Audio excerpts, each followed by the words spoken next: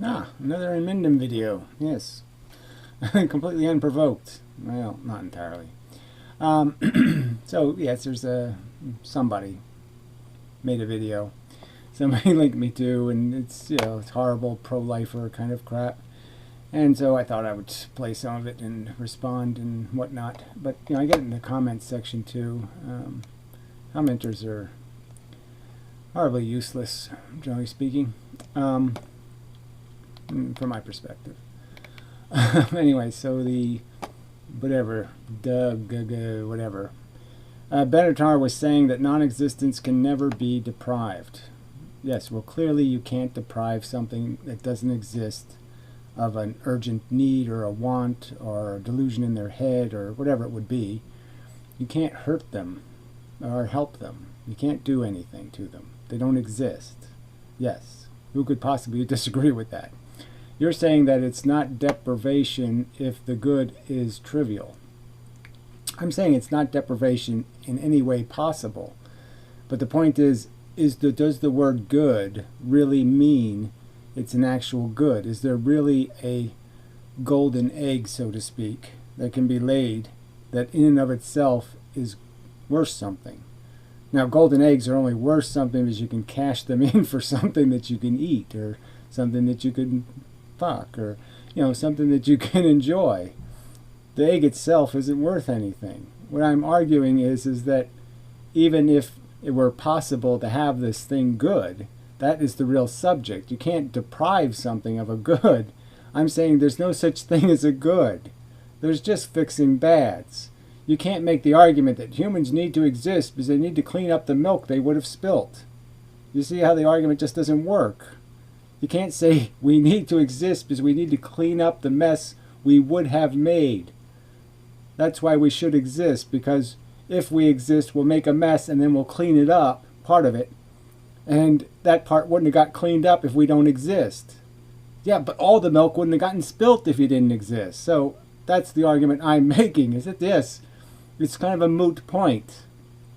Whether the fact that you can't deprive the non-existent, because the real point is can you ever create a golden egg that is in and of itself worth something? Is there anything a human being can do to the universe that could ever be called something really good, that isn't just cleaning up its bads, cleaning up the mess it makes? I argue, no, there really isn't. Those are different arguments. Well, again, those aren't the arguments being made. It's not a you can never deprive the non-existent, because clearly we would agree on that. I just go a step further to say there's no such thing as a deprivation of a good. There's only the denial of your opportunity to fix a bad. A bad that you created, that your existence creates. You can only clean up messes we make. The universe doesn't have any mess that we can clean up. There's no mess in the universe that needs attention, that needs to be fixed. There's no broken until the consciousness shows up to create it. There's no harm. Without fixing harm, there is nothing. There's no eggs. I'm not sure if all goods are trivial. My point would be is all of them don't have to be trivial. We can certainly understand that the tiny amount that might not be can't be worth all of the fucking milk still left spilt. All of the horror endured. You can't justify your existence by saying it's an acceptable pain I'm imposing, because none of it's acceptable. It's too high a price. That's a pretty high mountain to climb to prove that. Well, again, I don't have to prove that. All I have to do is prove that even if I let you call a ton of goods that are cleaning up bads, I mean, the relief of hunger or something, and I said, okay, that's a legitimate good, even though we're just going to ignore the deprivation of hunger, the pain of it, the unpleasantness of it. Even if I gave that to you, it's still not going to be excuse, okay, to impose suffering on a bunch of other consciousnesses that aren't going to feel any gratification or function. They're going to just know they were tortured for nothing. And they're not going to know it, many of them. They're just going to endure the suffering for nothing. No, fuck you. You're an idiot. But all you people really are idiots, and it's just disappointing because I keep trying to make this argument that there's hope. You know, the world can change. People can change. You can talk to people. They can understand. And, you know, the commenters just keep proving that, no, that's not possible. They're all idiots. And Gavolt is one of the examples, right? A guy who just sits there and wants to complain. That's all. He doesn't want to fix anything. History moves in cycles. We have a repetition of events. Well, again, that's, you know, the trends, even if they existed, some sort of solid trend. I mean, I could argue that, yes, some of these cycles, like the failure in the stock market, which will happen, were inevitable. And, you know, we just watched the bomb get built. We watched them stuff the dynamite in. We watched them put the caps on the ends. And then we watched them light the fuse. I mean, it's not like, oh, it's a big mystery. How'd that happen? So, yeah, we keep doing the same bullshit over and over again and think it's going to work. And it doesn't work. And it's been proven not to work. But even if that were true, I'd still argue that intelligence is not, there's no curve where you say it has to keep going this way or something, because intelligence creates the ability to get past that and to fix the problem that was causing the repeated failure. So with intelligence, you can't sit there and say it's always going to be stupid, because that would be idiotic. There is a point where it defeats the flaws. Its good code is bigger than its error code. Yes, when it's an infant, it's going to make lots of mistakes. And then when it's an adolescent, it's going to make less mistakes. And then when it's an adult, it makes less mistakes. That's also could be argued to be a trend. We cannot resist the trend of events as they unfold. So again, we cannot resist. We cannot imagine fixing a broken, fixing a we got low air pressure in our wheel. We can't imagine putting some more air in and preventing the flat tire. Rome went away through cultural disintegration and dissipation will come to us through entropy. So again, just like some sort of law of physics that we can't get smart, that we can't grow up. You know, we can't become a professional. We can't pass the test. Just bullshit defeatism. Fuck you. I mean, I'm just so sick of these assholes who just say, you know, it's just an excuse. They don't want to do anything, and so they just find an excuse to say there's no cause worth fighting for. Just so fucking lame. So fucking lazy. Disgusting. So they just want to complain. Uselessly complain. I'm not complaining in any sense that I think is useless. I'm complaining in the hope that other people will be likewise say, yes, this is not acceptable, and that means we should actually do something about it. Unacceptable should be, by definition, unacceptable, and therefore we should do something about it. Fuck. Alright, so here's the douche for which I was linked, and yeah, so I won't bother with the beginning, and we'll just start somewhere, you know, because he just does the paraphrase of Benatar. And so we'll just get to how he defeats the argument. What he writes in the video is kind of gross. Let's see. So he's talking about himself in the third person. You know, I like that when people describe themselves. Anyway, no apologies is his name. Not all thoughts are worth thinking. Yeah, like it wouldn't be worth evaluating whether the fundamental nature of our existence is fundamentally justifiable. Like the universe needs milk spillers that only clean up half the milk. Josh breaks down the argument, Josh does, against procreation by philosopher David Benatar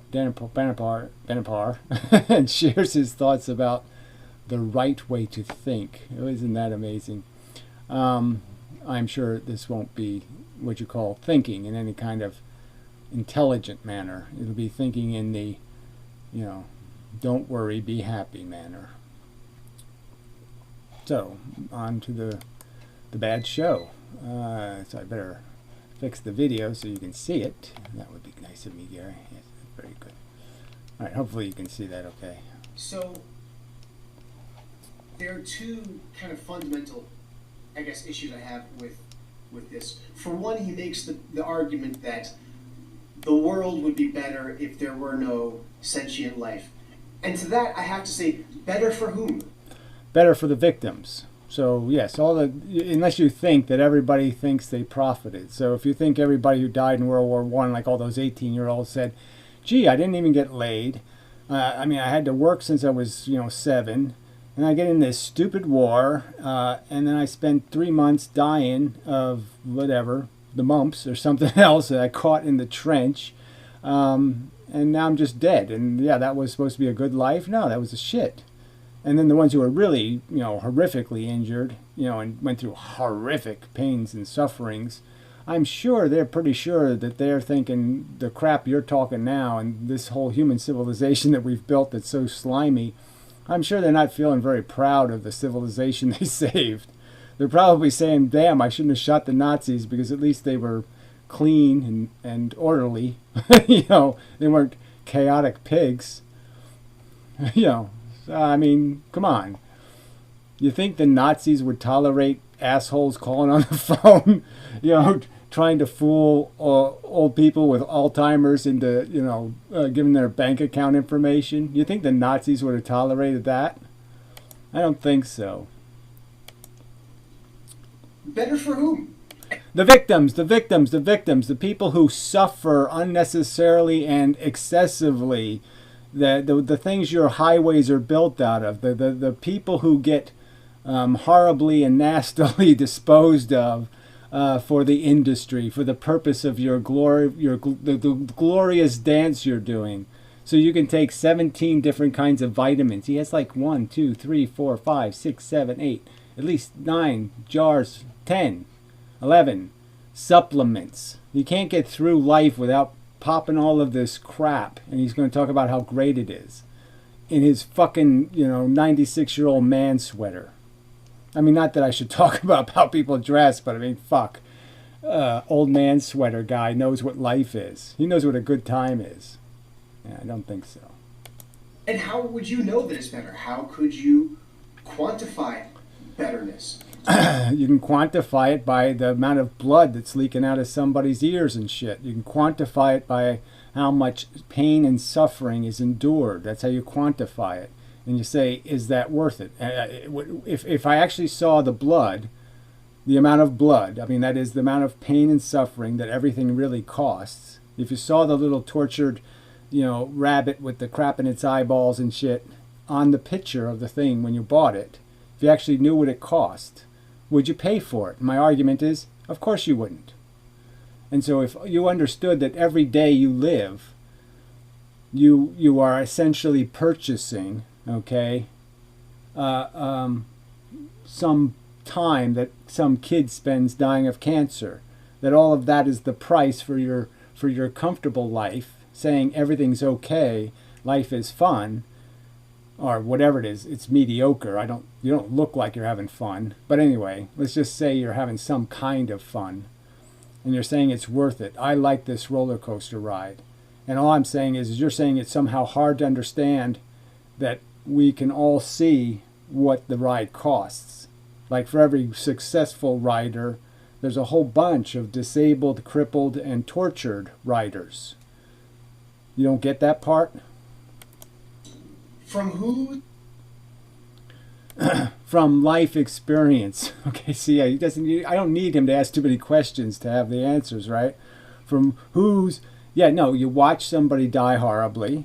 Okay, you watch somebody get Alzheimer's and spend 7 years struggling to hold on to a tiny percentage of their identity, and do so just being tormented essentially by every event that takes place. And then you watch people who really get it bad, who are physically sick, and you watch them turn into nothing but a tortured victim. And you say it's worth it. You say there's something you're doing in your life that's worth it. So I don't know, maybe you have kids, maybe you have a brother or a sister, and maybe you've seen them die horribly, and you say it's worth it. Everything I'm doing is so cool that it's worth that. That's a bargain. I say it's not even close to a bargain. My cat's dying and I can't stand it. I absolutely can't stand it. And if somebody said, oh, I'll give you a chance to live the perfect life, a happy, wonderful life, except we're going to torture the cat again, I wouldn't do it. And he's not even being tortured. He's just being, he's kind of peacefully fading away. But it's just the idea of it. It's unacceptable. You find it acceptable. You think this is a bargain. I don't think it's a bargain. I think it's a ripoff, a preposterous, insane ripoff. And I always have. I mean, it just never occurred to me to think, oh, this is a bargain. I'm set up for all kinds of disasters, getting drafted, getting killed, doing this. Oh, yeah, I'm really happy with that situation. No, I had no delusion that this was a good idea throwing me in this slop house. It's a pigsty. You want to live in it? That's your business. But don't tell me I have to be your victim. Don't tell me you're going to subject me to the risk and say it's acceptable. Fuck you. That's an imposition, shithead. Whose perspective, from what consciousness, are we able to evaluate that an existenceless life, if you can call such a thing that? Yeah, nobody would do that. Nobody would call such a thing as that. There would just be the idea of preventing harm. That's it. Preventing harm, and it has this tiny cost of some silly thing with some stupid delusion that it's accomplishing something. Will never have the stupid delusion that it's accomplishing something. And that's your huge loss. You don't lose anything real. You can't point to the real thing, just as you can't point to the real horror that's taking place on Mars because there's no Martians. There's no rational way to point to it and say, wow, what a horrible horror. Oh, it's horrible to look at. The non-existent Martian. Oh, it's horrible. No, there's no horror. There's nothing. Idiot. Would necessarily be better. It would be necessarily better because first you wouldn't be imposing without consent, which is the nature of life. So right there it wins. And then the second argument is, even if you're stupid enough not to realize it's an imposition, and even if I ignore the fact that it's an imposition, you can just do the calculations as a human being, and if you think you're worth it, if you think you're accomplishing something where you say to yourself, I'm worth a kid having cancer and going through chemotherapy. I'm worth it. My happiness is worth their misery. Now, if you can say that, I'd say you're fucking psychotically insane. And I'd say you don't have any evidence to demonstrate to me how you're doing something, having some feeling that's all that fucking, that's beyond my imagination. Because obviously I've had some nice feelings, and I can't possibly imagine how any one of them wouldn't be easily exchanged for preventing horrible feelings in somebody else. Because that exchange would be too obvious to me. Whatever dessert I've had in life is nothing compared to the opposite. The red numbers are much redder.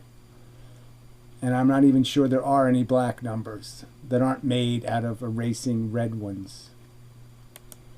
I wonder if he feels that it would have been better if he was never born. Obviously, he thinks that he wouldn't be arguing the argument if he didn't realize that his own life, he's probably watched, people he cared about die horribly. He's probably watched the horrors in the world and the inequities and the poverty and the this. He's probably thought about World War II and what a horrific price that was paid for this thing we call freedom that we use so poorly. He's probably thought about all those equations, sure. And he's just logical enough to realize that, yes, I'm just a package of diluted storytelling. I'm telling my own little Three Bears story. And the Three Bears story has nothing to do with reality. My ambition and my desires and my wants and all that kind of crap is just a bunch of crap in a brain. And has no correlation to anything in the real world. There are no Three Bears. There's no Jedis. There's no accomplishment. Okay, those are all delusions of mine. Of, I would be a millionaire, and I'm going to be this. Those are delusions of accomplishment, delusions of splendor in the grass. And they have nothing to do with practical reality, because we know in practical reality, the minute after, the day after, is a migraine. I mean, you're stuck with the having sometimes is the worst thing that can happen to you. Actually, obtaining one of your goals can be the worst thing you can do, because all of a sudden your ambition dries up, your enthusiasm dries up, and they find you hanging from a shower curtain, trying to get a better orgasm by suffocating yourself or some other kind of bullshit. It turns you into a psycho who can't find any gratification in life. Again, you got pill bottles on your fucking wall. You don't think most of the human race is on fucking some kind of medication to get through the day? Well, it is. By age 50, 50% of the human race is disabled. Wait, what the fuck are you talking about, crazy person? Does he think that the world would be better if you weren't born? That's not his argument. He might think that the world's better that he was born just because he can clean up the milk that you assholes spilt. He can clean up some of that milk, so he can make an improvement in the circumstance, and he can prevent future milk from being created. So certainly the world might be better if he was created, but we're talking about the average life doing the average bullshit. And we're talking about the fact that we wouldn't need him to be here to clean up somebody else's mess if we never had the somebody else to make the mess in the first place. You don't need to clean up messes if nobody makes the mess in the first place, fuckhead. There would be less suffering in the world? Certainly he thinks that his life is important enough to write a book to convince other people. Right, and you don't understand that the whole purpose of that is prevention. That the future is a much bigger thing than the present. And he might be able to realize that. The future, a lot more people, a lot more hours. 10 minutes now, future's got a lot of 10 minutes in it. Lots and lots of them. So yeah, there's more at stake. To not bring life into this world? So does he view it necessary that he...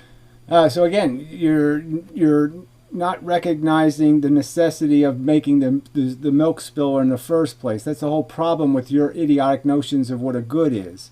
I would argue that most goods are fixing a bad, cleaning up a mess. If you don't make the mess, then you don't need somebody to clean it. But obviously, if the mess is already in the process of being made and is made, then there can be great value in being here to clean it up. But it's only contingent on the first error. He's saying don't make the first mistake of make mess makers, then you don't have to make mess cleaner-uppers. Don't make the mistake of writing the stupid Three Bears story, then you don't have to have, well, Red Riding Hood would be better, right? Because then you wouldn't have to have the Tin Woodman or somebody show up to kill the wolf or whatever the crap happens. And he shows up too late anyway because the fucking wolf already ate Grandma. So the story already sucks. Be born so he can promulgate this idea. It's completely incoherent. Look, Right. It's completely incoherent to be logical, to recognize that cures are better than Band-Aids, and that prevention is even better. Yeah, that's stupid. Don't get the disease is the best idea. Curing the disease is second best, and putting a Band-Aid on the disease is the worst idea. And you're too stupid to figure out that progression of logic. some ideas are not worth thinking. We evolve. I don't. And your deluded fucking fairy stories of how you're accomplishing something is the only thoughts I can imagine not being worth thinking. Almost everything's worth a thought anyway. It's whether something's worth rejecting. And you're saying, I reject the idea of preventing harm. You're saying it's necessary to make things to be tortured so you can play your little game. The roller coaster is worth it. Even though there's blood and tissue and guts all over the fucking place. You just don't give a shit. Glib bastard. Get what you deserve. A very expensive organ called the brain to help us solve the problems of the world. Exactly what he's doing. He's telling you the problem is in your own delusions. You're a deluded fool if you think you're on some great Jedi adventure. And even the Jedis, right? They weren't making good somewhere in the world, were they? Were they doing like golden egg making of the special good? No, they were fixing problems. They were fixing the things that were broken in the world. They weren't making goods. They were cleaning up bads. So you just don't get it. You can't really write a movie where you make a pristine good that's actually independent of all the bad that it has to be made out of. I mean, you're breaking a lot of eggs to make an egg. You can't figure that out. To make one egg, you're breaking 20 eggs. You moron. And then you talk about thinking and logic. You're an affront, an offense to logic. Of resource acquisition and management, of mate selection, of innovation. Mate selections. Who talks like that? Who even thinks in mate selection? As if we could do even that with any kind of logic. Oh, fuck. What a deluded kook. Creation, how to raise a family. Like, that works too, right? I mean, there's all the evidence in the world that there's just no way to do it. You're just, the odds are always going to be against you. It's only one in a very limited number of cases that anybody's able to manufacture a child into something. And then it's usually just going to be because they were lucky. Because the world really raises your child. And you just can't control the events. And if you could control them, you would control them in a way that would create an asshole. Because you would spare your kid harms. And you can't learn about what life is until you have to feel it. You have to experience it. And apparently it hasn't gotten to you yet. Reality hasn't knocked on your fucking door hard enough. How to build air conditioning and the internet. We didn't evolve our the shitternet. I mean, yes, we built the thing that's where our search engine is the biggest marketing company in the world. That was clever as fuck. Massively expensive brain, which doesn't even reach full development until, by some accounts, age 30. So, like, well, if you believe that, you're kind of silly also. Knowledge acquisition, I suppose, is different than the ability to use what knowledge you've acquired. So, yes, some assholes, like idiots like you, it takes them 80 years to figure out, oh, I was on a really bad boat ride, wasn't I?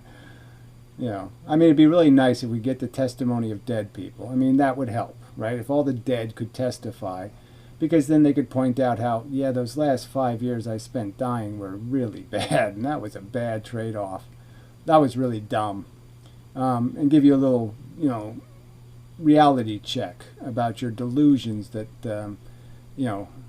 this life process all ends in the fairy tale. See, all you deluded people, you go out and you have babies before you really know what it's like to watch them die, or what it's like to watch even your own parents die. You think life is easy, and, but you just haven't tasted enough of it. About a third of your life is just getting the necessary equipment ready to be able to influence the world and acquire resources and do the... Right, and that's if you're born physically healthy. So you just don't care, You think it's all easy. It's not easy. Whole Darwinian dance. And we all should think that means something. The whole Darwinian dance is what's on trial, jackass. Darwinian, nature is a mass murderer of children. It kills more children than anything else. Fact. It slaughters children in grotesque numbers. And if we hadn't become civilized and been able to fight against some of it, that's how we'd be living. Is that the average person would not only watch their kids die, but likely watch their wife die too. And you think that's a good game to play. I think you're an asshole. We didn't evolve this massive capacity so that people could put forth ideas that would negate the whole game itself. Right. So we built nature, and therefore nature's great. I mean, what a circular piece of crap that was, to go from Darwin to we and your we ambition. as if we shouldn't look at the process of evolution, which is make a whole bunch of something and kill most of them really horribly and then let one of them breed. Or maybe even being elephant seals. That's really one of nature's great ideas, right? One seal gets to make all the babies, and all the rest of the male seals are just shark food. They don't exist for any other purpose than to spread the genes of the king. That's a real bargain too, isn't it? Well, that's the fate you're sentencing things to. You're just saying, let's do that over and over again. You know, where one time we're the winner and 1,000 times we're the loser. One time we get to win, 1,000 times we get to lose, and lose really badly. Oh, some ideas aren't worth thinking. Right, deluded fantasies that nature knows what it's doing is one of those. If this idea were taken to its logical conclusion, it would conceivably mean the end of everything. And everything is what?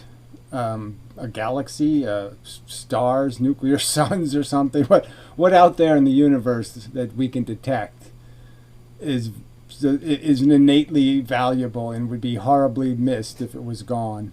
That somehow there would be a real genuine reason to say, gee, what a horror that we don't have that molten sulfur burning pile over there.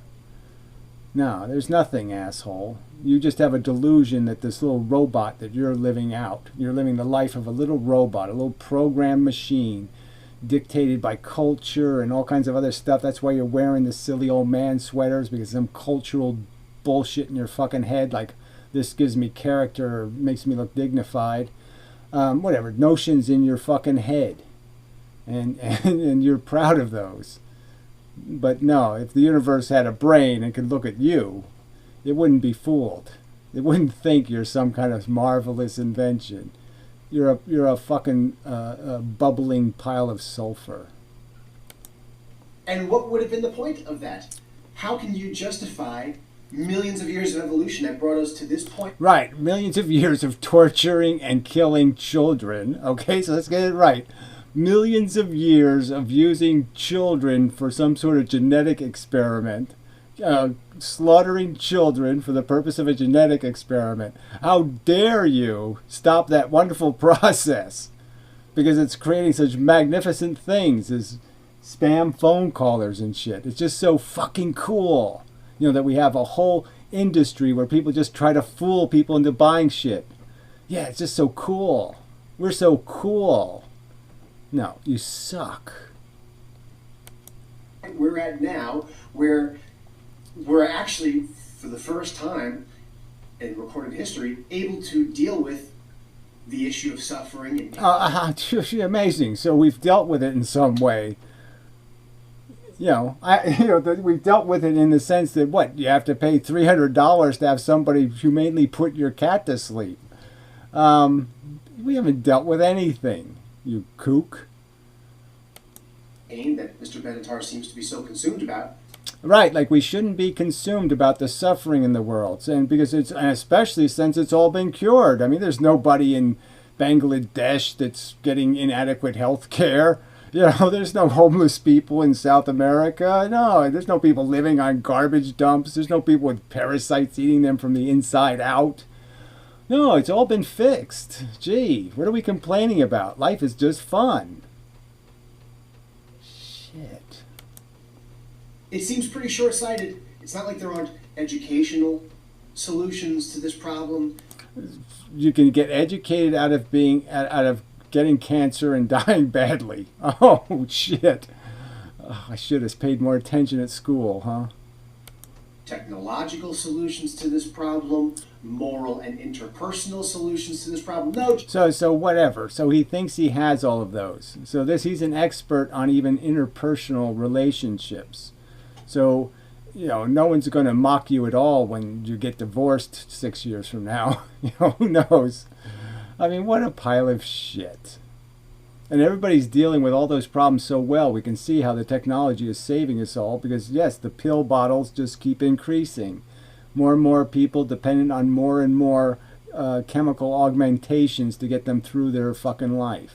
And you say it's because it's so spectacular. it's such a wonderful thing we're doing that yes, it's worth it. Just stop. And I have to say, what kind of person is going to be susceptible to this argument? Rational people who aren't totally egomaniacal lunatics who think, that, they're so special. I'm so special. I'm so special, and my life is so. It's such a definition of what happens on planet Earth that whatever game I'm playing must be a good game for everybody else to play. Even though they can't play that game, they're never going to have the option to play that game, and they're never going to have the good luck to play that game because they weren't born to play that game.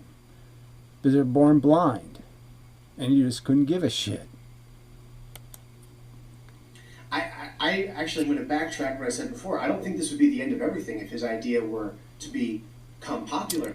His idea is already popular in the sense that people are already behaving as if they had contempt for the existence of human beings. Because the majority of people don't have sufficient children to maintain human existence. If the bottom 20% could somehow, who have the most kids, if those people could somehow be shipped to another planet, the population on Earth, made of the 80%, would die out. So it's already an idea accepted in terms of its implications. People have already accepted the behavior necessary to achieve the objective. Most people have already accepted the behavior necessary to achieve the objective. And it's only 20% of the population that are the non-compliant, I'm going to keep making messes. I think it would be the end of smart people. I think it would be the end of innovation and creation. I don't know where he gets that one from, right? The end of smart people? When we know the dumbest people on Earth are doing the most breeding. So again, he doesn't associate IQ with intelligence. He doesn't associate cultural sophistication with intelligence, because obviously, the cultures that are the most intelligent or the most sophisticated are the ones where the breeding population is the lowest. And they have to import, like the United States. Zero population growth in the United States from the native population. It's only the imports that are increasing the population. But just keep pretending the story is different than that. What kind of person is going to be receptive to this argument in the first place? All of Japan? I don't know.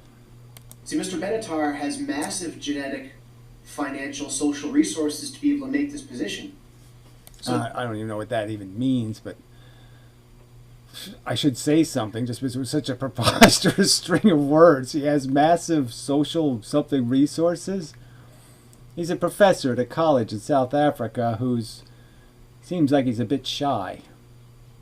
It stands to reason that only people with similar or comparable genetic, social, and financial resources are A, ever going to become aware of this argument, and B, they don't need to be aware of it because they already understand that having a kid is a huge responsibility, or they understand it's a huge liability. They understand one of those two things, that it's either they're incompetent to be doing it, or they understand that they're unqualified to be doing it because they don't have the resources or the give a damn. But either way, they've already concluded that making babies is for morons. And B, will ever be susceptible to the argument in the first place. So again, like I said, they've already been receptive to a big piece of the argument in the sense they've already realized that life isn't free. And you can't just keep farting babies out and everything works out okay. So they already know life is tricky, at minimum. They know it's dangerous, and that it would be unwise for them to recklessly produce victims. That they have some responsibility not to just recklessly produce victims. And only the dumbest people on Earth, like you, think reckless production of victims is a good idea. So really, what he's doing is convincing smart people to stop procreating. No, they already stopped. So he's not convincing them to stop procreating. He's trying to convince them that here we are, recognizing this problem that is in the nature of existence itself, that we're just caught up in an addiction, and that if we're going to do something constructive about it, then we have to do it collectively. So we have to make this argument to the rest of the morons and say, look, it's time to at least press the pause button and consider what this is on Earth, this infestation called life. And is it really doing the living a favor to kill 100 of them to make one of them that gets to live to maturity? Kill 100 to make one that lives to maturity. Is that a good idea? And the real numbers in nature are much worse than that. And if you have smart people stop procreating, which, by the way, is already happening. No, I already told you that. Yeah, that's right. So that's why your argument is moot. He's obviously not trying to convince them to stop procreating. He's trying to convince them to understand that you have to take life seriously, and you have an obligation to the victims to take it seriously, and to seriously, if you're going to defend the existence of life and you're going to say it's okay to keep making it and subsidize the ignorant into producing more liability for the future, that you ought to do that knowing what you're doing, knowing that you're just creating a mess that somebody else will have to clean up. The United States has a reproduction rate of like 1.44, which is, I mean, it's a huge problem in the West. See, he thinks that's a problem because we're not doing the unsustainable growth thing anymore. Like somehow the unsustainable growth curve wasn't a problem. And so now we fixed that, and that's now a problem somehow. We're not living an impossible curve, and therefore we have to fix that. Because we're not doing something impossible. Connected to the larger problem of immigration, we're not making enough people to sustain our economic system, so we're going to... No, that's just a lie. I mean, obviously you could sustain a system of economics, no problem. You can make sustainable economic systems. We lived in them for hundreds of years. The system didn't have to change at all. The population didn't have to grow at all. The humans existed in such systems for hundreds of years. It's completely possible to have a sustainable economy. We don't have to have this growth thing. That's just something that the rich are profiting off of because they need debt to grow. And you have to have a new victim to put a new debt slip into, a new pocket. Supporting people who are not actually going to contribute to the economic system is this whole big complicated issue. And in the middle of it, at the heart of it, is this Benatar guy. He's not in the middle of that issue at all. Like I said, it has absolutely no bearing. If you think he's going to convince a bunch of already convinced people not to have children, that's not what he's trying to do. He's convincing a sensible, rational world to have some respect for the gratuitous amounts of suffering that are being caused in the world and that are caused to happen because of the human condition, because of the animal condition, because of the conscious condition. And that condition was built by this stupid machine called nature. And it wasn't a wise machine. It didn't make a device, or it didn't make a system that at all was efficient. It kills, it's a mass murderer of children, for fuck's sake. How many times does that fact have to be rubbed in your face? And you're saying do more of it, make more of it. More mass murder. Just completely fucking it up. This would be the end of smart people. Smart people would hear this. Again, so they're just a silly argument. He already conceded that smart people were already not having kids without Benatar. And he's arguing as if Benatar is going to convince smart people to have less kids. Well, he might convince some people who weren't so smart. They'll now say, yeah, I'm not going to have kids, because I've probably done that. So I've prevented some victims from being shoved into the onto the roller coaster to be fodder for your good time Charlie bullshit.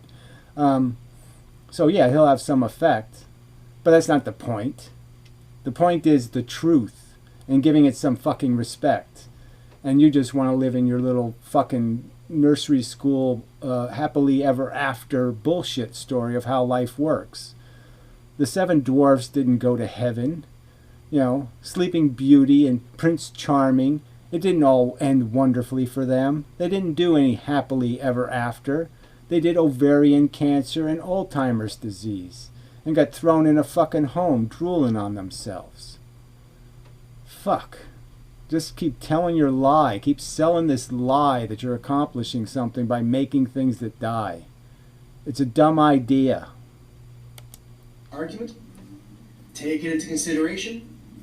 It's hard to imagine convincing a 75, 80, 85 IQ person, yeah, don't have sex, don't procreate. Okay, so again, another idiot who can't somehow disconnect sex from having babies. It's really easy to do.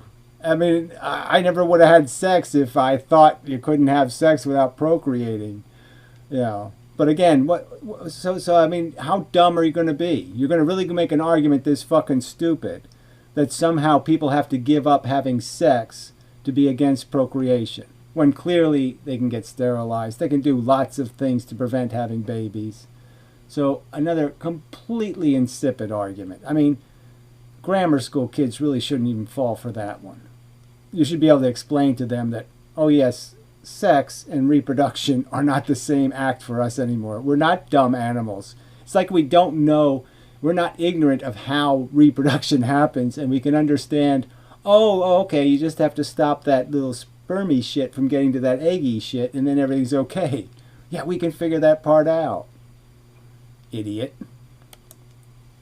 When genetically that's their best avenue for Darwinian success. So now again, win at the slaughter the most babies competition. So again, I should be proud to be a good member of the Darwin team, fighting for how many little kids were killed to create you. You know, how many genetic codes did you wipe out to be the superior genetic code? Fuck you, psychotic kook.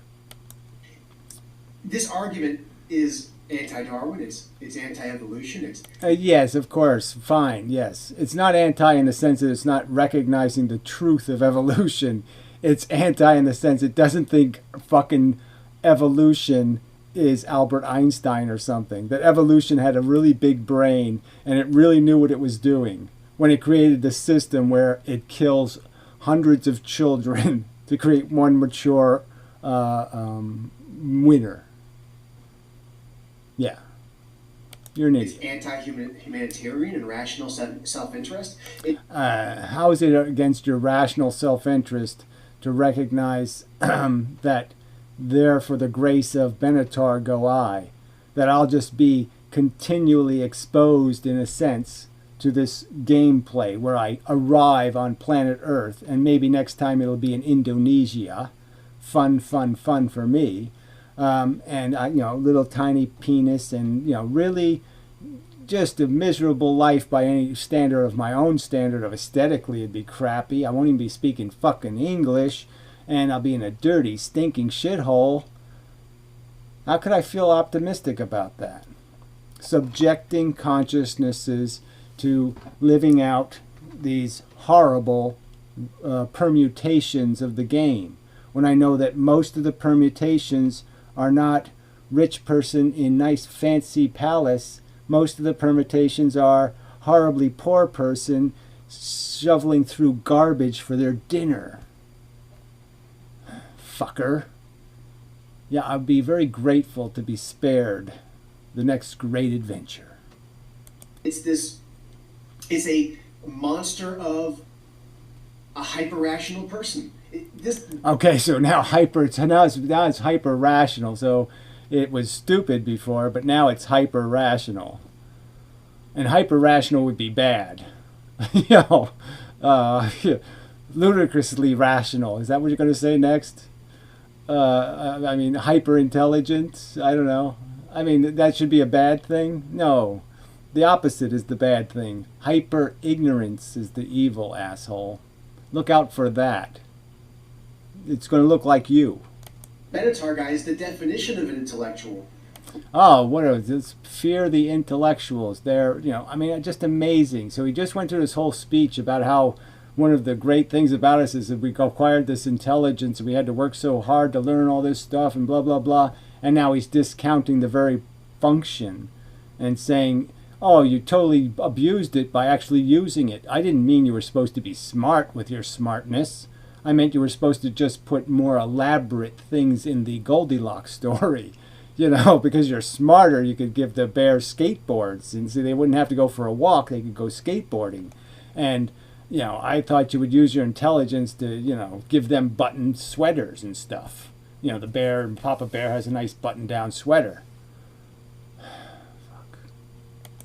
Where he's overdeveloped his thinking capacity to the level where he can't see how he's overstepped the boundary of legitimate and necessary and justifiable problem solving and thinking. Right. Solve the problem by turning off the valve that says sewage on it. Yeah. Problem solved. Cesspool gone. Yes, just turn off the source of the suffering. Suffering solved. Alright, probably enough. I could probably do more, but I don't want to go on and on and on and on, so maybe I'll save some for another day. But clearly an imbecile. Clearly. Didn't give this any real thought. And, you know, he's just very glib. Very unconcerned about the process, the meat grinding. And he just doesn't really care because he doesn't see how he's going to get ground. He thinks he's immune. He has his magic sweater, and it will protect him. I don't think it will. I don't think he'll be talking this same shit 40 years from now if he's still around. I don't think so. So anyway, till next time, such, so forth and whatnot. Hopefully this is adequately recorded. Just having some technical issues.